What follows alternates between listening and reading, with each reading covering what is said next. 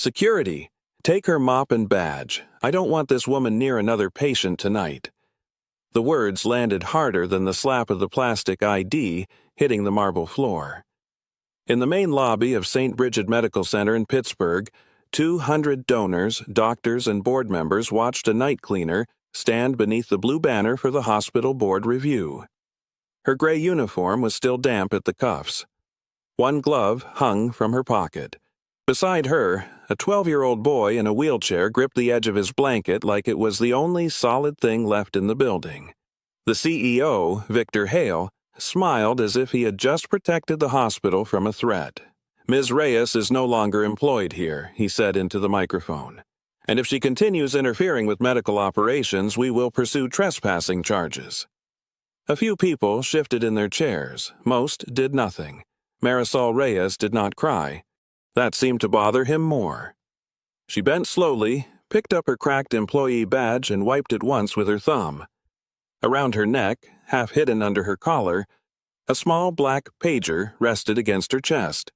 It was old enough to look almost ridiculous in a hospital full of touchscreen tablets and glowing monitors. Victor noticed it. His smile thinned. "And that," he said, pointing, "belongs to the hospital." Marisol's hand covered the pager before he finished the sentence. The boy in the wheelchair whispered, "Please don't let him take it." That was when people finally paid attention. Not to the cleaner, not yet. They paid attention because the child sounded afraid of the man on the stage. Victor stepped down from the small platform, his polished shoes tapping through the lobby. Cameras from the donor live stream followed him. The hospital had promoted this night for weeks as proof that St. Bridget was entering a new era of leadership, transparency, and trust. By sunrise, those same words would be replayed by every local news station in Pittsburgh. But in that moment, Victor still believed he owned the room. "You have been warned twice," he said, quietly enough to sound professional, loudly enough for the front row to hear. "You went into a restricted hallway. You upset a transplant patient. You refused a direct order from a department head. Now you're carrying hospital property off-site." Marisol's face stayed calm, but her fingers tightened around the pager. "It isn't yours," she said. A low murmur moved through the lobby. Victor gave a short laugh. "Everything in this building is under my authority." Then he reached for it. Marisol moved back, placing herself between Victor and the boy's wheelchair. The motion was small, almost automatic, but it changed the air. One of the surgeons near the reception desk stopped folding his program. A nurse by the elevator pressed her lips together. A donor lowered his phone just enough to see with his own eyes instead of through a screen. Victor's voice dropped. "Last chance. Hand it over, or I'll make sure you leave here in cuffs." The boy's breathing sharpened. Marisol touched his shoulder without taking her eyes off Victor. "Eli, listen to me. Keep your mask on. Slow breaths. Don't talk to him like your staff," Victor snapped. "You are a cleaner." The word was meant to shrink her. Instead, it exposed him. Somewhere near the front row, Denise Calder, the hospital board chair, rose halfway from her seat. She had been smiling for donors all evening, but now her expression had hardened into something colder than concern. "Victor," she said, "what exactly is on that pager?" He did not answer right away. That pause was the first crack. Marisol heard it too. She lifted the pager just enough for the lobby lights to catch its scratched screen. A tiny lock icon blinked in the corner. Beside it, one saved alert sat unopened to everyone but her. Victor saw the screen. For the first time all night, his confidence slipped. "Give it to me," he said. "No." One word. Soft. Final. The security guard, a broad man named Ken Wallace, approached from the side, but he slowed when he reached her. Ken had seen Marisol clean blood from elevator tracks at 3 a.m. without complaint. He had seen her sit with elderly patients until family arrived. He had seen enough to know this was not a simple firing. "Ma'am," he said gently, "I need you to come with me." Marisol nodded as if she understood the risk. Then she did something no one expected. She raised the pager high enough for the live stream camera to see it clearly. "If you remove me," she said, "the board should first ask why this device received the transplant call that never reached room 714. A sound passed through the crowd, not a gasp exactly, but the sharp intake of people realizing a sentence had just opened a door they could not close. Victor's face hardened. Eli began to cry silently. Denise Calder stood all the way now. "Room 714 is Eli Mercer's room." Victor swung toward her. "This is an internal matter." "No," Marisol said. "It became public when you fired me in front of him." The live stream camera light blinked red. The pager stayed locked in her hand. And inside that small black device was the one message Victor Hale had spent all day trying to bury. But to understand why a night cleaner had it, why a sick boy begged her not to surrender it, and why a hospital CEO would risk everything over one missing call, you have to go back 6 nights earlier, to the basement laundry corridor where Marisol Reyes first heard the pager beep. 6 nights earlier, Marisol Reyes arrived at St. Bridget Medical Center through the basement entrance at 10:42 p.m., carrying a canvas lunch bag, a ring of janitor keys, and the kind of tiredness that did not show on her face anymore. Pittsburgh was cold that week, the kind of river cold that slipped under coats and stayed in the bones. Snowmelt ran along the curb outside the loading dock. The city lights from the Hill District shimmered on the wet pavement behind her as she tapped her badge against the employee reader. The door buzzed open.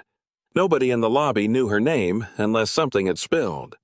On the night shift, she was ma'am, housekeeping, or sometimes just a hand gesture toward a mess. Marisol had learned not to take it personally. Hospitals made everyone frightened, and frightened people forgot the faces of those who cleaned up after their worst moments. She changed into her gray uniform in the staff locker room, folded her daughter's old scarf into the top shelf, and checked the small black pager hanging from her neck. No messages. The pager had not belonged to St. Bridget originally. It had belonged to her late husband, Raphael, who had worked hospital transport before the stroke took him in his sleep 3 years earlier. He used to say every beep was someone asking not to be forgotten. After he died, Marisol kept it because she could not keep his voice. The casing was scratched. The back clip had been repaired with a strip of medical tape. Most people thought it was junk, but Raphael had once modified it to receive internal dispatch alerts when the hospital's newer devices failed during a storm. Marisol never pretended to understand all the wiring. She only knew he had trusted small, stubborn things. Now it sat against her chest during every shift. She owed 8 months on the apartment above a bakery in Bloomfield.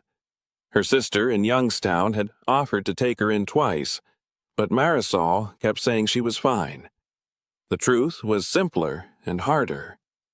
Raphael was buried at Allegheny Cemetery, and leaving Pittsburgh felt like leaving him with no one to visit. So she cleaned.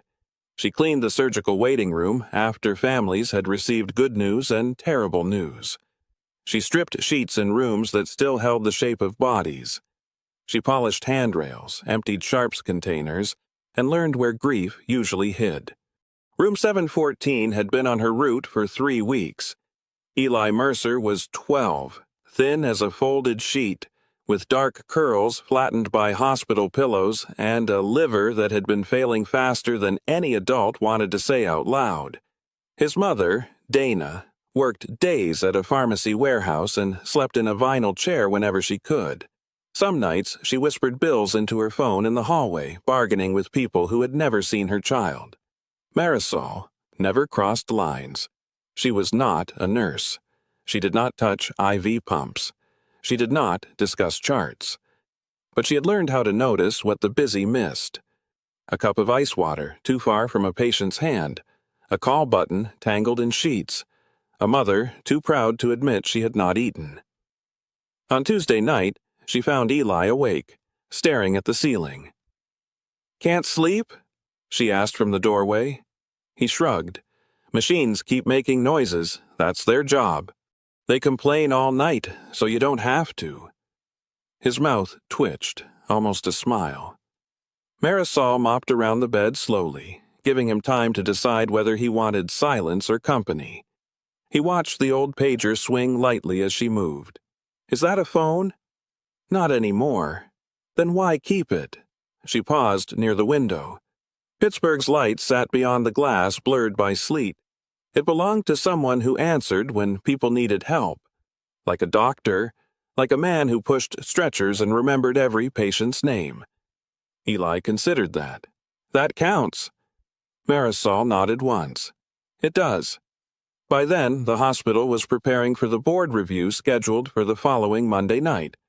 Posters had appeared near the elevators with Victor Hale's face beside words like excellence, innovation, and trust.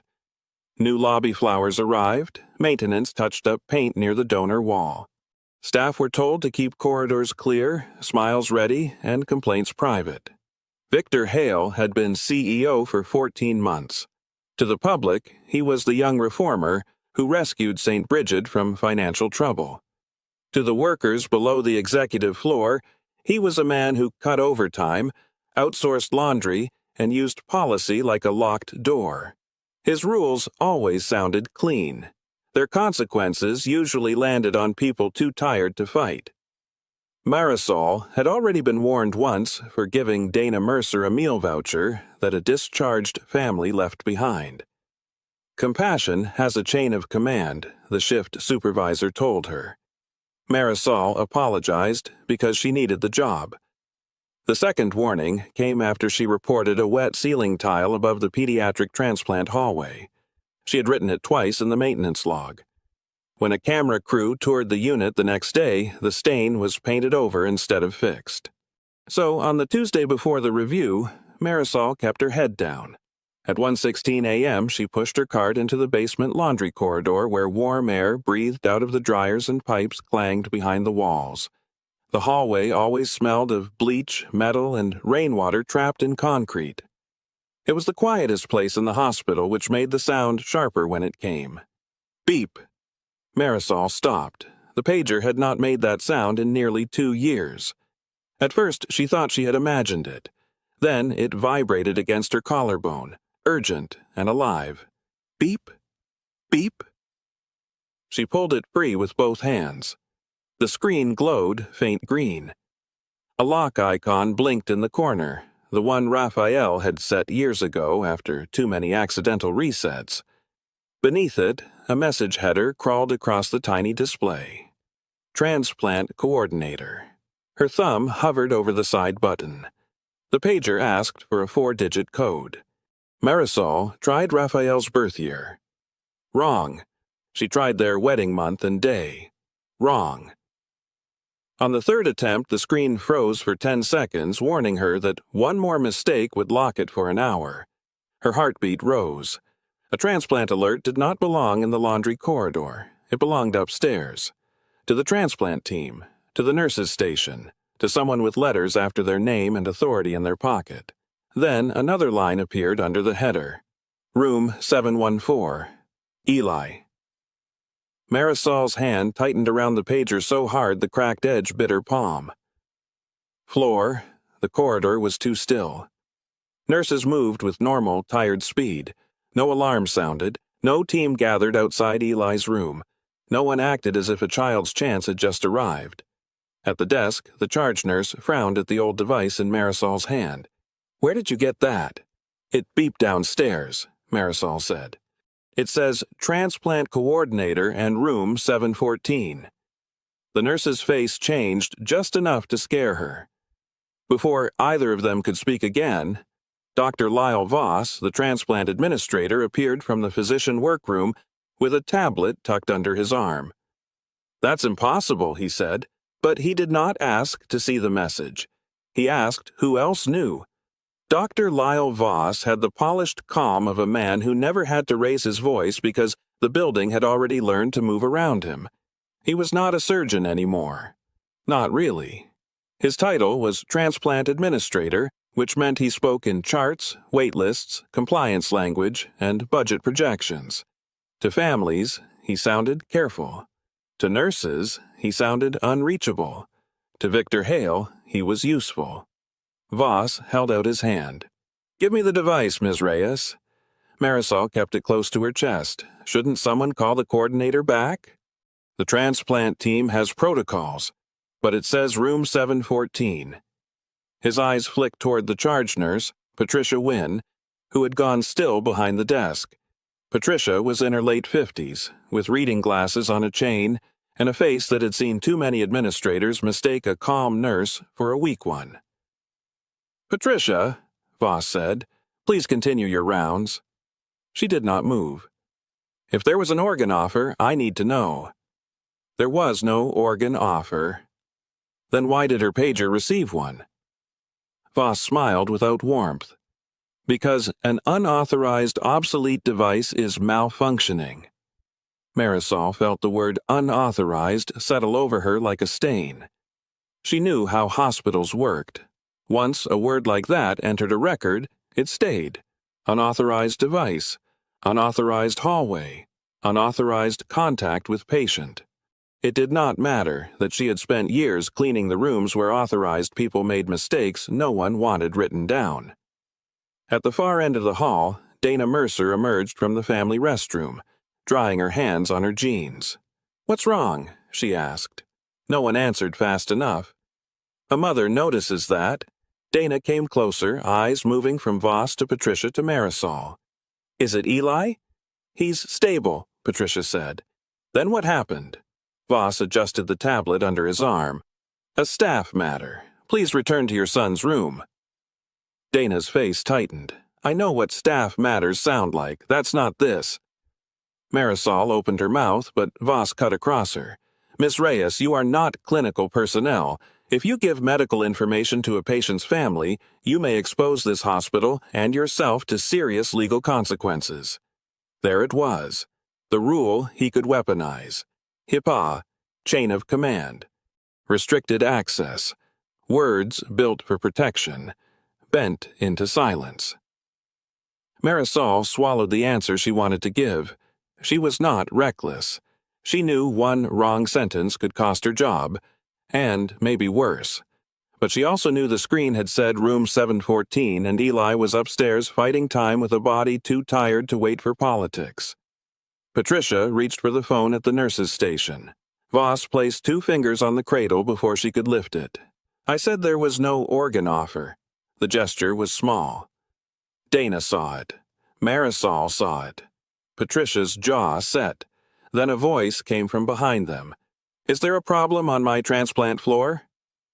Victor Hale walked out of the elevator wearing a navy overcoat over his suit, though it was after 1 in the morning. He had not come from bed. He had come from somewhere planned. His hair was perfect. His smile arrived before his concern did. "Mercer," he said, "I'm sorry you're being disturbed." Dana folded her arms. "Why is the CEO here at 1 in the morning?" Victor gave a soft laugh, the kind meant to make the question sound unreasonable. "Because Monday's board review has every department under a microscope. I'm making sure our highest-risk units are ready." The hospital board review. That was the one event everyone had been speaking about for weeks.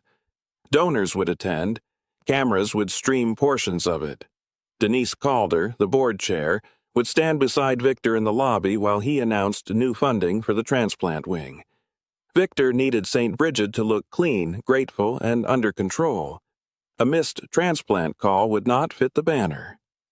He turned his attention to Marisol. "Why are you holding hospital equipment?" "It was my husband's," she said. "It received a hospital alert. I didn't ask it to. Yet you brought it to a clinical floor and alarmed a family." Dana stepped forward. "She didn't alarm me." "You are." Victor's expression stayed pleasant, but his eyes sharpened. "Mrs. Mercer, I understand stress can make any parent feel suspicious, but I need you to let trained professionals do their work." Dana flinched at the softness of the insult. Marisol saw it and hated him for it. Eli's door was open a few inches. From inside, the boy's weak voice called, "Mom?" Dana went to him at once. Victor waited until she disappeared, then lowered his voice.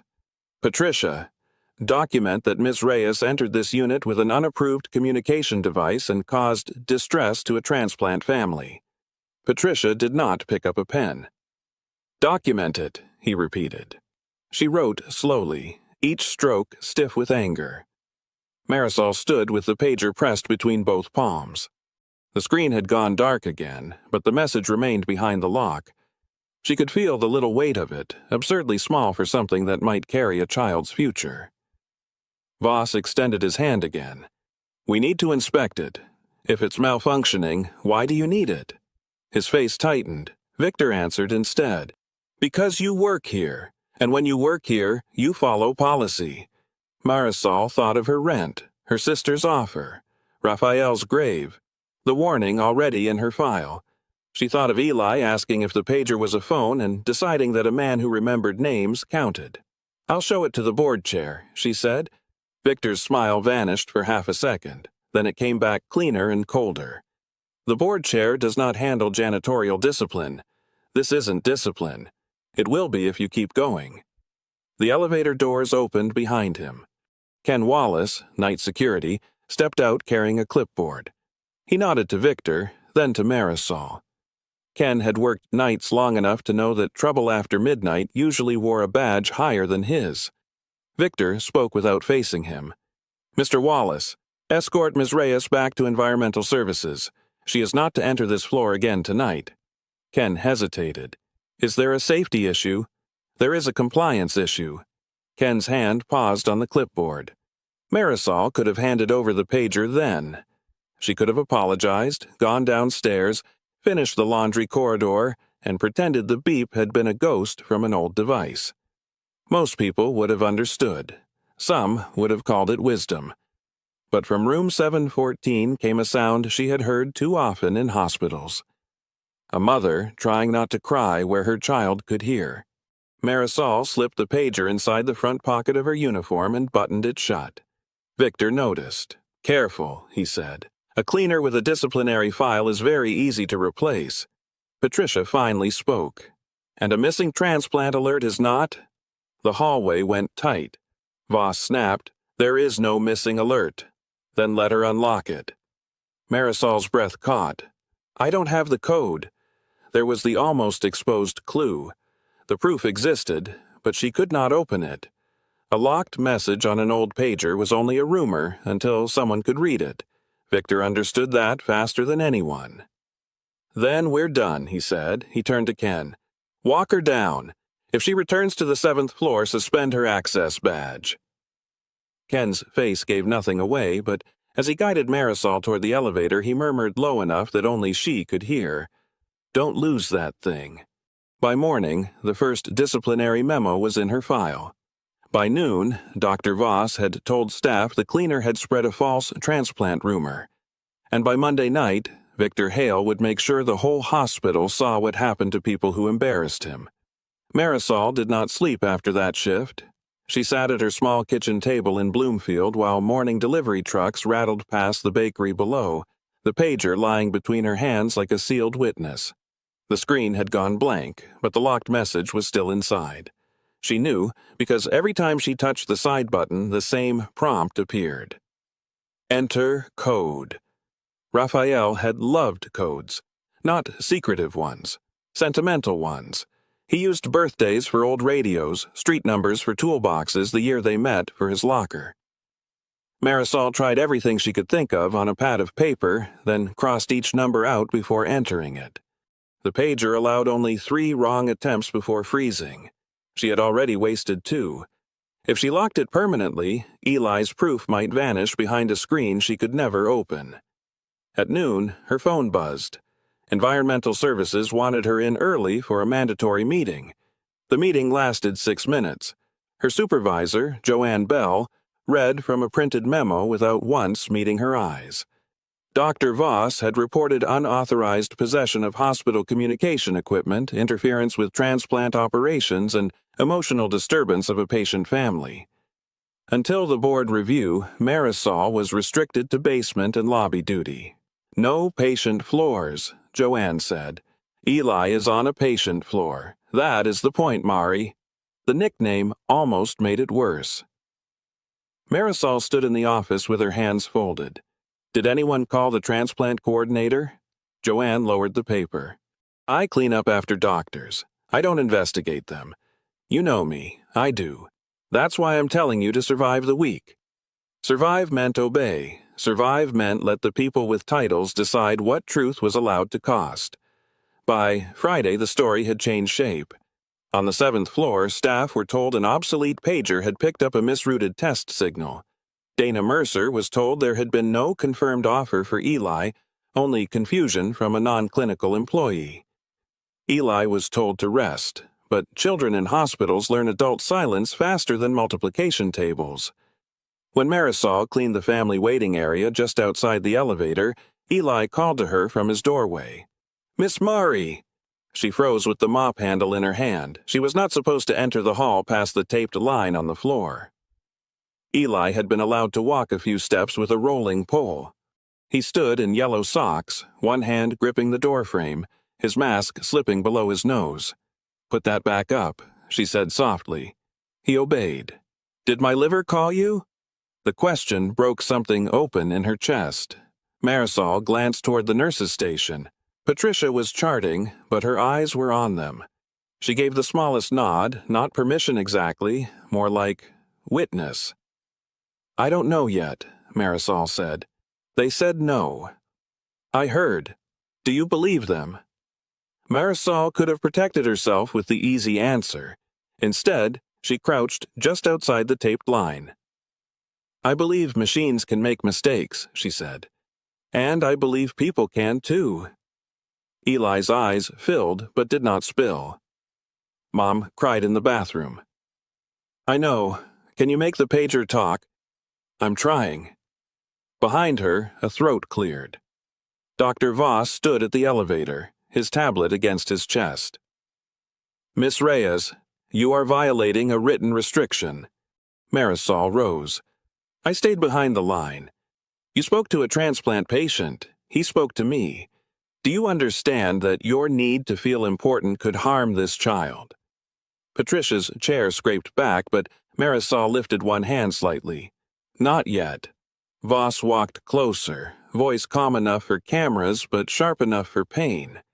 "Families in crisis attach meaning to anything. A cleaner with a broken gadget. A rumor. A fantasy. You are feeding false hope."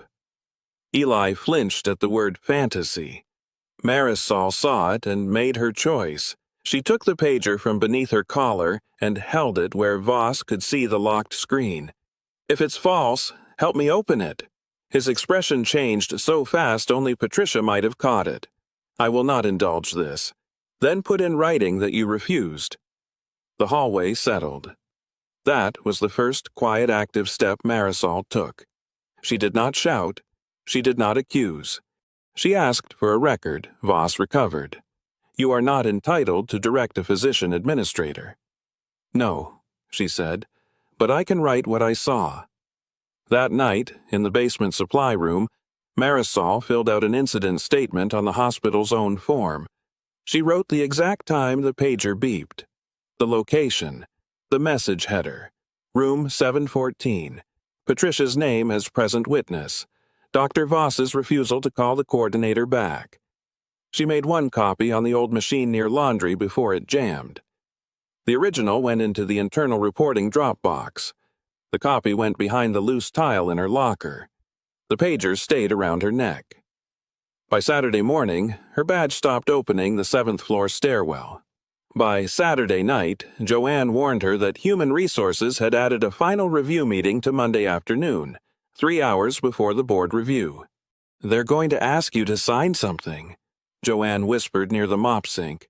"What kind of something? I don't know, but Victor's office requested your personnel file."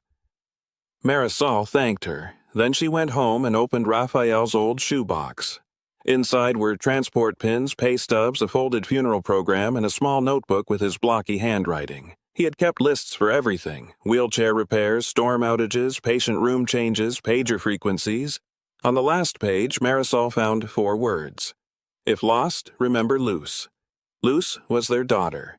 She had died at birth 22 years earlier, after a placental abruption no one could fix in time.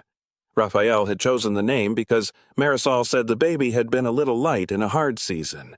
They had spoken it less and less over the years, not because they forgot, but because some names were too tender for ordinary days. Marisol stared at the notebook until the numbers came. Luce's date. She entered the code with a hand that would not stop shaking. The lock icon blinked, then opened. The message appeared in short, broken lines, all capital letters, old technology, carrying a truth too modern to hide. Offer match, Mercer, Eli, call back immediately. Window expires 2:40. Marisol covered her mouth. There was more, but not much. The coordinator's callback number, a timestamp, the sending hospital's initials. The window had expired while everyone upstairs was being told nothing existed. She did not know whether the organ had gone to another child, whether the offer had been declined for medical reasons, or whether someone had failed to act in time. She was not qualified to decide that. But she knew one thing with perfect clarity. They had lied about the call. On Monday afternoon, HR placed a resignation agreement in front of her. If she signed, she would receive 2 weeks of pay and a neutral reference. If she refused, the hospital could terminate her for cause and consider legal action over unauthorized device possession and patient interference. Victor Hale entered halfway through the meeting, though CEOs did not usually attend cleaner discipline. He set a pen on the table. "Marisol," he said, almost kindly, "you are a decent woman who made a frightening mistake. Don't let pride ruin what little security you have left." She could hear the threat under the softness. Her apartment, her job record, her dead husband's name tangled in a hospital accusation. Eli's mother painted as unstable if she asked too many questions. Marisol slid the agreement back. Victor studied her. "For what? To decide how much of myself I'm willing to keep." He agreed because he thought fear only grew with time. But Marisol left HR and went straight to the public relations office, where a young technician was testing the lobby livestream for the board review. She asked one simple question in a cleaner's voice no one had ever thought to fear. "Will the camera show the front row if someone stands near the donor wall?" He barely glanced up. "Yeah," he said. "Whole lobby." Marisol nodded, went to her locker, retrieved the copied incident statement and tucked it beside the pager. By evening, she knew exactly where truth would have to stand. By the time the board review began Monday night, St. Bridget Medical Center looked polished enough to lie. Fresh flowers stood at both lobby entrances. The donor wall had been wiped until every engraved name shone under the lights. A blue banner stretched above the temporary stage, promising leadership, transparency, and trust. Marisol arrived in uniform with her mop cart. That was what made people underestimate her. She did not come in through the front like someone planning a scene. She came from the service elevator, checked the trash near the reception desk, and kept her head down while donors, collected programs, and doctors shook hands beside the coffee station. The pager rested beneath her collar. The copied incident statement was folded flat inside her waistband. Eli Mercer was supposed to remain upstairs, but Dana brought him down in a wheelchair 15 minutes before the speeches. Patricia walked beside them, pretending she was only helping a family attend a public hospital event. Eli wore a mask printed with tiny blue stars. His hands lay in his lap, too still for a boy his age. When he saw Marisol, his eyes brightened. Victor saw that too. He was standing near the stage with Denise Calder, the board chair, and a cluster of donors. His smile did not break, but his attention shifted like a spotlight. Dana pushed Eli's chair near the back row, close to the elevator. Marisol moved toward them with her cart. "You shouldn't have come down," she whispered. Dana's mouth trembled. He asked. He said if they were going to talk about the transplant wing, he wanted to hear them say his name. Eli tugged at Marisol's sleeve. "Did you make it talk?" Marisol touched the pager under her collar. "Yes." His eyes searched hers. She could not tell him what it meant. Not there. Not before the people who had already tried to bury it. Victor tapped the microphone. The lobby settled. He began with practiced warmth. He spoke about financial recovery, innovation, patient-centered care, and the new funding St. Bridget hoped to secure after the board review. He thanked donors, he thanked doctors, he thanked the families who trusted the hospital in their most vulnerable hours. Dana's hand tightened on Eli's wheelchair handle. Then Victor made his first mistake. He gestured toward Eli, and here, tonight, is a young man whose courage reminds us why our work matters. Eli Mercer and his mother have shown remarkable patience as our team continues to search for the right transplant opportunity. Eli lowered his head. Dana said, "Don't use him." Her voice was not loud, but it carried. Several heads shifted. Victor paused with the skill of someone deciding whether to appear compassionate or offended. "Mrs. Mercer," he said, "I know this has been a difficult week. You told me there was no call." Now the room heard her. Victor's expression softened for the audience. "There was no viable offer, and I'm sorry misinformation reached you." Misinformation. Marisol felt the word pass through her like cold water. Eli lifted his face. Miss Mari didn't lie. That was when Victor's performance cracked. Only for a second, but long enough. He set the microphone back in its stand and came down from the platform. The donors nearby made space for him automatically. Power has a way of clearing paths before anyone admits they are afraid. "Ms. Reyes," he said, "you were instructed not to disturb this family. I'm standing in the lobby. You are continuing a pattern of interference." Marisol kept her hands on the mop handle. "I asked for the call to be reviewed. You are not qualified to ask that." "No," Dana said. "I am." Victor ignored her. He faced the crowd now, choosing the public stage because he believed public shame would finish what HR had not. "For everyone here, I apologize. One employee has repeatedly spread an unfounded claim involving a sensitive transplant matter. We tried to handle it privately." Marisol heard chairs creak, phones rise, whispers begin. Denise Calder stepped forward. "Victor, is this the same matter Dr. Voss mentioned in the executive summary? It has been contained, like a spill, like blood under a bed, like grief behind a closed door." Victor pointed to Marisol's badge. "Security, take her mop and badge. I don't want this woman near another patient tonight." Ken Wallace moved toward her, slow and grim. The lobby watched as Marisol unclipped the badge herself. It slipped from her fingers and hit the marble. The sound was smaller than it felt.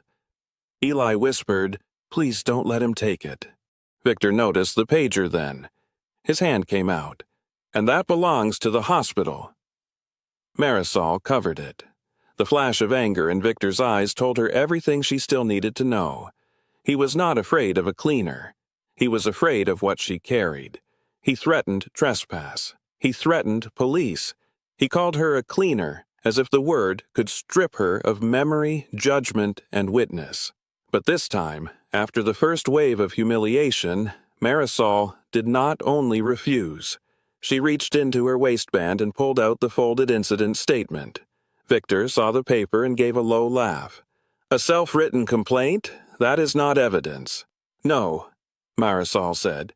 "It is a record that I tried to give you a chance before this room." His smile hardened. "You mean before you staged a scene? You staged this." A donor in the second row stopped recording only to lower his phone and stare. Victor's voice sharpened. "Ms. Reyes, if you continue, St. Bridget will pursue termination for cause and refer the unauthorized access issue to council. You may also be exposing yourself to civil liability from this family." Dana's face blanched. He had found the sacred thing to threaten. Not Marisol's paycheck, not her badge, Eli's family. He was telling Dana that the cleaner trying to help her son might become the reason lawyers came after them. Eli's fingers curled into the blanket. "Mom," he whispered. Marisol almost stopped. Not because she feared Victor less, but because Dana had already suffered enough. A sick child changes the shape of every risk. Even truth can feel cruel if it arrives holding paperwork. Marisol lowered the incident statement. Victor saw weakness and moved in. "Sign the resignation agreement tonight," he said, no longer bothering to hide the edge. "Leave quietly. I will consider this a breakdown caused by stress, not misconduct. Refuse, and you will leave with police watching." Denise Calder moved closer. "Victor, do you have a resignation agreement prepared for an employee during a public board review?" He did not answer her directly. "Denise, this is operational." "No," Dana said from behind him. Her voice shook, but she did not sit down. "My child's transplant call is not operational." A silence opened, different from embarrassment. This one had weight. Dr. Voss appeared near the side hall, drawn by the disturbance. When he saw the paper in Marisol's hand, his face tightened. Patricia came in behind him, still in scrubs, a hospital phone clipped to her pocket. Victor snapped, "Dr. Voss, please explain to the board that there was no missed transplant call." Voss adjusted his glasses. There was no documented viable offer in Eli Mercer's chart. Marisol heard the careful wording. Documented. Viable. In the chart. She understood then why the pager mattered. If the call had never been entered properly, the chart could be clean, and the child could still have been failed. Victor spread his hands to the audience. "There. A physician administrator has confirmed it." Eli began to cough. Dana knelt beside him, adjusting his mask. Patricia moved at once, checking his breathing, one hand on his shoulder. The sight should have softened the room. Instead, it sharpened the anger. Marisol took the pager from beneath her collar. Victor lunged one step forward, then stopped himself because too many cameras were watching. "Do not display patient information," he warned. Marisol held it close, screen facing only her. "I won't say his medical details," she said. "I'll say what you buried." She pressed the side button. The green screen woke. The lock icon did not appear this time. Across the lobby, Patricia's phone rang. Once. She checked the screen, and whatever she saw made her go still. "Denise," Patricia said, voice low but clear, "you need to take this." Victor barked, "Hang up." Patricia did not. She put the call on speaker. A woman's voice filled the lobby, thin and urgent through the hospital phone. "This is Karen Holt, Regional Transplant Coordination. I'm returning a request from Patricia Wynn regarding an unacknowledged offer alert sent last Tuesday at 1:16 a.m. for patient Mercer, Eli." Every face in the room changed, and Marisol, still holding the unlocked pager, knew the truth had finally entered by a door Victor could not close. For a moment, the lobby did not know how to react to the voice on the phone. Karen Holt from Regional Transplant Coordination waited through the silence with the impatience of someone who handled life-and-death calls for a living. "Hello," she said. "Is this St. Bridget Medical Center?" Patricia held the phone in both hands. "Yes, this is Patricia Wynn, charge nurse on 7. I'm here with Board Chair Denise Calder." Denise moved beside her at once. "Ms. Holt, this is Denise Calder. You are on speaker in the main lobby during our board review. Please be careful with patient privacy, but we need to know whether an offer alert was sent." Victor raised his hand. "Denise, stop this call immediately." She did not even glance at him.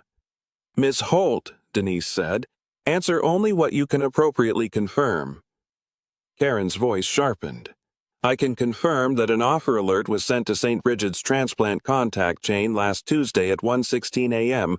regarding patient Eli Mercer. I can also confirm our system received no timely callback from the primary hospital contact." Dana made a small sound and covered her mouth. Eli stared at the floor. Victor spoke loudly enough to reclaim the room. "An offer alert does not mean a viable transplant. These systems generate preliminary communications all the time. Dr. Voss already explained there was no documented viable offer." Voss nodded too quickly. "That is correct. Preliminary alerts can be withdrawn." Karen answered before anyone else could. This one was not withdrawn during the response window. The words landed clean. Patricia's eyes closed briefly, as if her body had understood before her face could hide it. Victor's hand cut through the air. That is still not proof of wrongdoing. A failure in regional routing could send duplicate alerts to old devices. We cannot let a broken pager and a janitor's imagination override clinical documentation. He said janitor this time instead of cleaner, searching for a smaller word. Marisol stood near the donor wall, her badge still on the floor by Ken Wallace's shoe. She felt every eye in the lobby shift to the pager in her hand.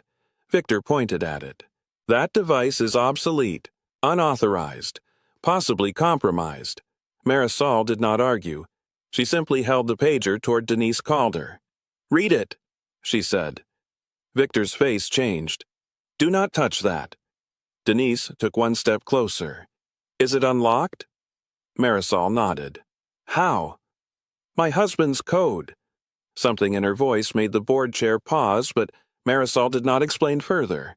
That part belonged to Raphael and Luce, not Victor, not the donors, not the live stream. Denise took the pager carefully, as if accepting something fragile and alive.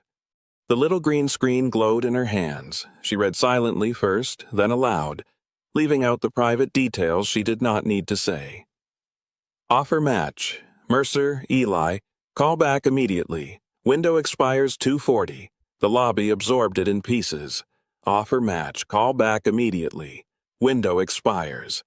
Dana gripped Eli's wheelchair so tightly her knuckles whitened. Patricia pressed the hospital phone against her chest. Ken bent slowly, picked up Marisol's fallen badge and held it instead of handing it to Victor. Victor tried to laugh. It came out dry. A message on an old device is not an official medical record. Marisol had expected that. She reached into the fold of her uniform and removed the copied incident statement. She did not wave it. She did not rush. She unfolded it once and gave it to Denise. "This is what I filed the next day," she said. "But the proof is not my paper. Ask Ms. Holt for the dispatch record number." Victor's head snapped toward her. For the first time, he understood she was not improvising. Denise lifted the phone. "Ms. Holt, do you have an official dispatch record that matches the time and wording on this pager?" "Yes," Karen said. Paper moved on her end of the line. Record ID TO-714-16A. Sent at 1:16 a.m. Eastern. Callback deadline 2:40 a.m. The alert text matches what you just read. That was the supporting proof. Not gossip, not emotion, not a cleaner's memory. A regional dispatch record with the same time, the same room, the same deadline. The room understood before Victor did. You could see it in the way the donors stopped filming for spectacle and began filming for evidence. In the way the surgeons near the reception desk no longer watched Marisol, but Voss. In the way Denise Calder's face lost every trace of event night polish. "Doctor." Voss cleared his throat. "There may have been a clinical reason not to proceed." Patricia turned on him. "Then why wasn't the call documented?" Voss's mouth opened. No answer came. Karen's voice remained steady through the phone. "Our notes show 3 outbound contact attempts. Primary transplant administrator line, unit escalation line. Backup, pager registered to legacy transport relay." Marisol's fingers tightened at that last phrase. Raphael. His old repair, his stubborn little device, had stayed in the chain after every new system had forgotten him. A man who spent his life pushing patients through hallways had carried the alert everyone above him missed. Victor seized on the detail. Legacy transport relay. Exactly. An old routing error. This proves nothing against administration. Marisol took the pager back from Denise. Then she faced Victor. "You told everyone there was no call," she said. Her voice was calm enough that people leaned in to hear it. "You told his mother there was no call. You told staff I imagined it. You tried to make me sign away my job so the message would disappear. The mistake may need investigation. The lie is standing right here. The line did not need volume. It needed witnesses." Victor's jaw worked once. "You are out of your depth." "No," Marisol said. "I am out of your reach." Dana began to cry then, not loudly, not with drama. She lowered her forehead to the handle of Eli's wheelchair and shook like someone who had been holding up a wall alone. Eli reached back and touched her sleeve. "Mom," he whispered. She found it. Patricia gave the phone to Denise and went to them. Victor tried one last move. "This public display has violated procedure, exposed private information, and compromised hospital operations. I am directing security to remove Ms. Reyes now." Ken did not move. Victor stared at him. "Mr. Wallace." Ken held out Marisol's badge. "To her or to you?" he asked. The lobby went very still. Denise Calder answered. "To Ms. Reyes." Ken placed the badge in Marisol's palm. Victor's face flushed. "You do not have authority to countermand my security directive during an active event." "I have authority to call an emergency board session," Denise said, "and I am doing that now." She faced the crowd, no microphone needed. St. Bridget Medical Center is suspending tonight's prepared presentation. Effective immediately, the board is opening an emergency review of the Mercer transplant alert, the handling of Ms. Reyes's report, and the conduct of all administrators involved. Mr. Hale and Dr. Voss will have their access to transplant communications restricted pending outside counsel's instructions. Victor took a step back as if the floor had shifted. "Denise, think about what you're saying. I am the funding announcement is frozen." A donor near the front row lowered his program. Another whispered to the person beside him. The live stream camera continued blinking red, catching every second Victor had thought he controlled. Denise continued. "Patricia, please escort Mrs. Mercer and Eli back upstairs and arrange an independent clinical review through a neighboring transplant center tonight. Ms. Holt, remain on the line if you can. Ken, no one is to separate Ms. Reyes from that pager without written instruction from outside counsel." Victor turned to Marisol, the mask gone now. "You have no idea what you've done." Marisol slid the badge back onto her uniform. "I answered a call, that was all. Not revenge, not victory. Just the plain sentence Raphael would have understood." Voss tried to leave through the side hall, but Denise stopped him with his name. "Dr. Voss, stay available." His hand froze near the door. The first consequence was not sirens. It was not handcuffs. It was worse for men like Victor Hale. Denise called outside counsel from the lobby. Patricia documented Eli's condition and the coordinator's statement. The donor event dissolved into clusters of witnesses giving names, phone numbers, and what they had heard. By the time the local news vans arrived, Victor was still in the building, but no longer in command of it. Marisol stood beside Eli's wheelchair while Dana took her hand. "I don't know if it changes his outcome," Dana said, voice breaking, "but you gave him back the truth." Marisol could not answer. The pager sat warm in her palm, its green screen fading to black. For 6 days, Victor Hale had treated it like stolen property. Now everyone in street. Bridget knew what it really was, a small locked door, and the cleaner had been the only one brave enough to open it. The next morning, St. Bridget Medical Center did not feel louder. It felt exposed. Reporters stood across the street with cameras pointed at the glass entrance. Staff walked in through side doors, speaking softly, reading statements on their phones.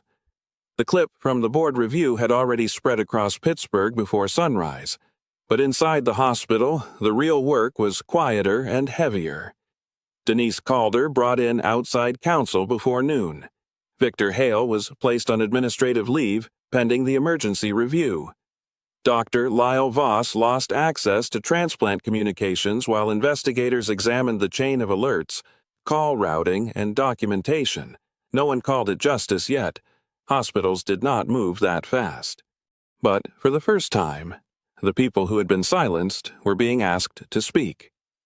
Patricia gave a formal statement. Ken gave his. Dana gave hers from a small conference room with Eli sleeping upstairs under observation. Marisol sat at the end of the table in her gray uniform, the pager inside a clear evidence bag in front of her. The hospital's attorney asked when she first heard it beep, She answered without embellishment: time, place, message, names present, what she did next.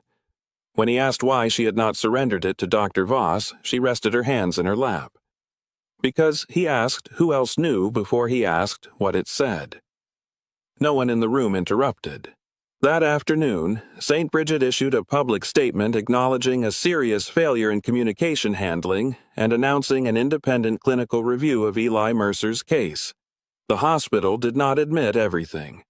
Institutions rarely do at first, but it froze the funding announcement, notified the regional transplant network, and placed the employees involved under review. By the end of the week, Victor resigned before the board could vote on termination. The official language said he had stepped down to avoid distracting from patient care. The city understood enough. Donors suspended pledged funds until St. Bridget accepted outside oversight for transplant communication procedures. Dr. Voss's medical administrative privileges were suspended pending review. Eli did not get the missed liver. That truth did not become softer just because the lie had been exposed. But the independent review found he should never have been removed from urgent consideration without a documented clinical decision. His case was transferred for oversight to a neighboring transplant center, and Dana was assigned a patient advocate who answered her calls by name. 3 weeks later, another offer came. This time, 4 phones rang, 2 pagers chirped, and Patricia herself stood beside Dana when the coordinator confirmed the match. Eli went into surgery before dawn. Marisol was not in the operating room. She was not family. She was not medical staff. She waited in the chapel with her hands around a paper cup of coffee gone cold, staring at the little battery light on Raphael's pager. Dana found her there after 9 hours. For a second, neither woman spoke. Then, Dana nodded. He made it through. Marisol covered her face. The sound that came out of her was not pretty or cinematic. It was the sound of 6 days of fear, 3 years of grief, and 22 years of a daughter's name locked behind a code finally leaving her body. Eli's recovery was slow. There were setbacks, fevers, pain. Nights when Dana slept with one shoe on because she was afraid to get comfortable. But color returned to his face in careful pieces. He complained about broth. He asked for real socks. He told Patricia the beeping machines were still rude. Marisol was placed on paid leave during the investigation, then reinstated with back pay and a corrected personnel record. Denise Calder met with her privately and offered a formal apology on behalf of the board. Marisol accepted the apology. She did not pretend it erased anything. She also received something she had not asked for: a new role as a patient support liaison for overnight families, built around the work she had already been doing without title or credit. The pay was better, but that was not the part that made her quiet. Her new badge did not say cleaner. It said patient family support. On her first night back, she clipped it beside Raphael's old transport pin. The pager was returned after the review, no longer needed as evidence. The hospital asked to archive it for training. Marisol said no. Instead, she brought it to Raphael's grave at Allegheny Cemetery on a bright, cold morning in April. The grass was wet. The city beyond the hill sounded distant and ordinary. She sat beside the stone and told him everything. About Eli, about Dana, about the room full of people who finally listened. About the code he had left behind without knowing it would one day open more than a message. Then she placed the pager in her coat pocket, not on the grave. It did not belong to death. It belonged to answering. Months later, a small, framed notice appeared near the transplant unit elevators. It was not flashy. No donor names, no executive photo, just a plain policy statement requiring all transplant offer alerts to be acknowledged by 2 independent staff members, with automatic escalation if no response came within minutes. At the bottom, in smaller print, were the words, Mercer Reyes Patient Safety Protocol. Marisol stopped the first time she saw it. Eli, walking slowly with a mask under his chin, and Dana, hovering too close, grinned at her. Your name's on the wall, he said. Our names, Marisol corrected. He thought about that, then nodded as if fairness mattered. That night, Marisol finished her shift just after sunrise. She walked out through the front entrance instead of the basement. The rivers were silver under the morning light, and Pittsburgh was waking up one window at a time. The pager rested against her chest, silent. For years, it had been a relic of the man she lost. Now, it was something else. A reminder that the smallest sound in a building can still reach the person willing to listen. And sometimes, the people everyone overlooks are the only ones close enough to hear the truth. If you were in Marisol's place, would you have risked everything to open that message? Tell me what you think in the comments. And if stories about quiet courage and real accountability matter to you, subscribe for the next one.